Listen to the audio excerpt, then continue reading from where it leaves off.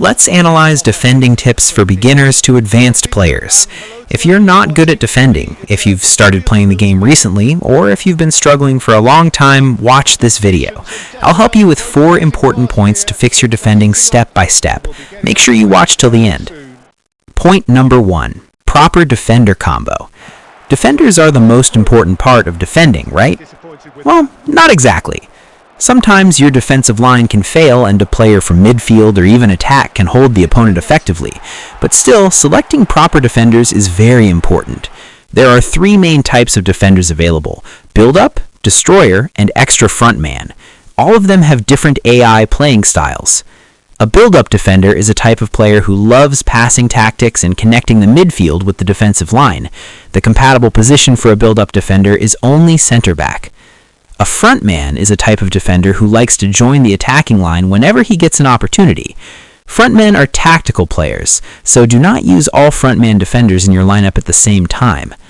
A destroyer is a pure defensive-minded player who cares the most about defending. He tackles aggressively and uses shoulder pressure to make it harder for opponents to pass or score. The best thing about destroyers is that their compatible positions are center back, defensive midfield, and central midfield. So if you feel you need extra defensive backup, you can use a destroyer in the defensive midfield along with an anchorman. Anchorman players are deep defensive midfielders who love holding the back line. I don't think we need a deep explanation about fullbacks because they're not very complicated. Defensive fullbacks behave more like defenders than wingers. Attacking fullbacks behave more like wingers than defenders. And fullback finishers are one step ahead of attacking fullbacks. Now, here's a trick for your defensive setup. If you're using a formation where you already have enough defensive midfielders and high-speed center backs, you can safely use attacking fullbacks or fullback finishers. But when you're using slow holding defenders or mainly frontman-type center backs with no defensive midfield support, always select defensive fullbacks. They will protect the defensive line without fail. Point number 2. Understand the standard defending type. The standard defending type is the most common defending tactic in eFootball, and most players use this one. This setting appears along with matchup defending. Basically, it's a zone-holding method to stop opponents by leg pressing or hard marking while your player stays in position. Matchup is extremely important when it comes to interceptions, and I'll come to that point very soon. I strongly recommend every new player, or even old players who don't use standard defending and struggle with interceptions or blocking, to switch to this defending type. Using only pressure-style defending is not versatile, and you may lack the best possible defensive performance from your players. Matchup makes defending much easier, but you need to know the correct way to use pressure together with matchup. So first, let's understand how defending actually works. Point number 3. How defending actually works. I want you all to watch some of these defending clips I've collected for you. Get him away. And he's managed to get free. Crosses it in. Messi.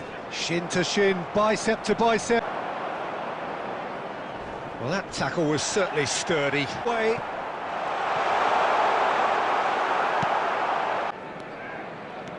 Whatever he had in mind. Oh, that is a nice touch. Oh, he's taken out. That'll be a foul. Van Dijk. And the pass is intercepted. Engages and forces him off the ball. Hazard. Hazard cuts a frustrated figure right now. He just cannot get away. Clear. Gets a good foot in there. Messi charging forward, the ball at his feet. Breakaway time. Just eases him off the ball. Obvious, as personalities go, we're talking big. As close as you get to goalkeeping perfection. Engages and forces him off the ball. Now it's Rivaldo. And still we await the first breakthrough. Okas. Great vision. He's on it. Can he get away? And that interception was most necessary.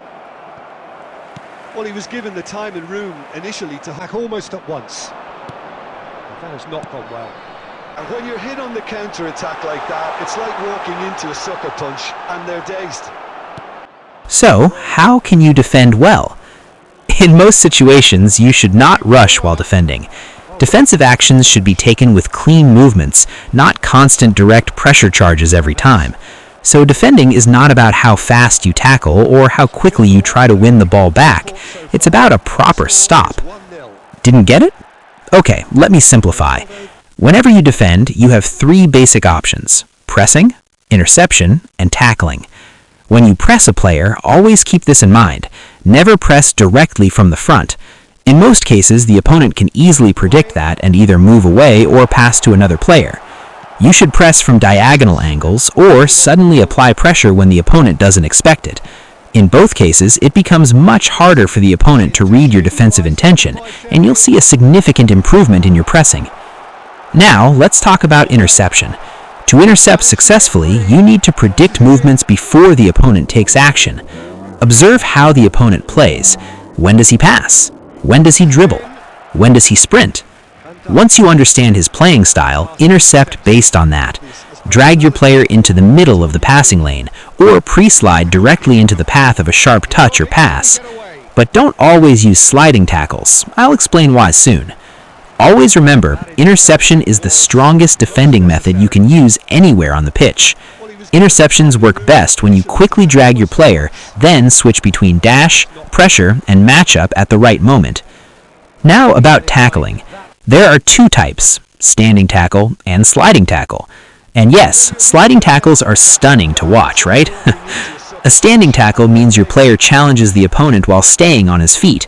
It's very effective for close-range blocks and extremely useful inside your penalty area. A sliding tackle, on the other hand, is used to cover long distances and directly block or hit the ball. It's risky because your player can commit a foul, so if possible, avoid sliding inside your penalty area because a foul there will result in a penalty. However, if sliding is your only option to stop the attacker, don't hesitate. You might prevent a clear goal-scoring chance and save the game. Point number 4. Defend calmly. Yes, staying calm is extremely important. If you panic, your defending will become very poor in crucial situations, and you won't be able to stop opponents effectively. My personal suggestion is simple. Don't take the game too seriously. Play with a free and relaxed mind. Calm defending allows you to properly analyze what's happening and execute the correct defensive movement. When you do that, you'll win the ball in most situations. Defending is not hard to master. If you mark properly, select the right defensive player combinations, and master matchup along with acceleration pressure tackles, then all you need is practice to become a pro defender. I hope every one of you enjoys playing the game using these tips. So that's it for today. I'll be making detailed defending parts very soon. And if you want to learn how to break your opponent's defense, click on this video right now. I'll meet you there.